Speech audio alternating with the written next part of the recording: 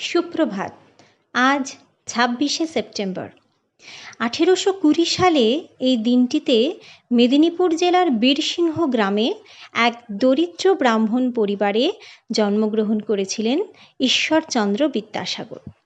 হ্যাঁ, ঠিক ধরেছ, আজ এই মহান ব্যক্তি ঈশ্বরচন্দ্র বিদ্যাসাগরের জন্মদিন।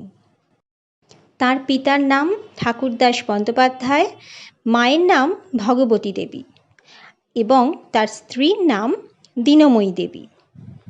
ঈশ্বরচন্দ্র বিদ্যাসাগরের প্রকৃত নাম ছিল ঈশ্বরচন্দ্র বন্দ্যোপাধ্যায়। মাত্র ১২ বছর বয়সে সংস্কৃত সাহিত্য, সংস্কৃত ব্যাকরণ ইত্যাদি বিষয়ে পাণ্ডিত্য অর্জন করে তিনি বিদ্যাসাগর এই উপাধি লাভ করেন। তবে শুধু সংস্কৃত ভাষাতেই নয়, বাংলা ভাষাতেও তার ছিল অগাধ জ্ঞান। তিনি বাংলা ভাষাতেও প্রচুর গ্রন্থ লিখেছিলেন, যেমন কথামালা, বেতাল পঞ্চবিংশতি, ভ্রান্তিবিলাস, সীতার বনবাস, শকুন্তলা, এরকম প্রচুর গ্রন্থ তিনি লিখেছিলেন। কিন্তু এত কিছুর মধ্যে তার অন্যতম সৃষ্টি কি বলতো? হ্যাঁ, বর্ণপরিচয়। এই যে ছোটবেলায় স্বরবর্ণ কোনগুলো, ব্যঞ্জনবর্ণ কোনগুলো, সেগুলো আমরা শিখি। অয় অজগর, আয় আনারস, কয় কুকুর, ক্ষয় খরগোশ, এইগুলো শিখি কোথা থেকে? বর্ণপরিচয় থেকে তো। আর এই বর্ণপরিচয় লিখেছিলেন ঈশ্বরচন্দ্র বিদ্যাসাগর।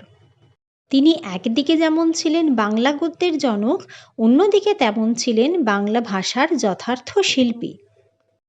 জানো তো, তিনি যে শুধু লেখাপড়ায় ভালো ছিলেন, ভালো শিক্ষক ছিলেন, অনেক বই লিখতেন তাই নয়, তিনি গরিবদের অনেক সাহায্যও করতেন। সেই জন্য তাকে দয়ার সাগর বলা হতো।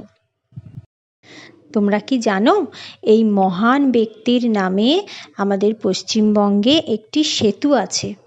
সেই সেতুটির নাম বিদ্যাসাগর সেতু। এই সেতুটা হুগলি নদীর ওপরে স্থাপন করা হয়েছে। এটা কলকাতা আর হাওড়ার সংযোগ রক্ষাকারী একটি সেতু। শুধু তাই নয়, তার নামে পশ্চিম মেদিনীপুর জেলায় একটি বিশ্ববিদ্যালয়ও রয়েছে। তার নাম বিদ্যাসাগর বিশ্ববিদ্যালয়।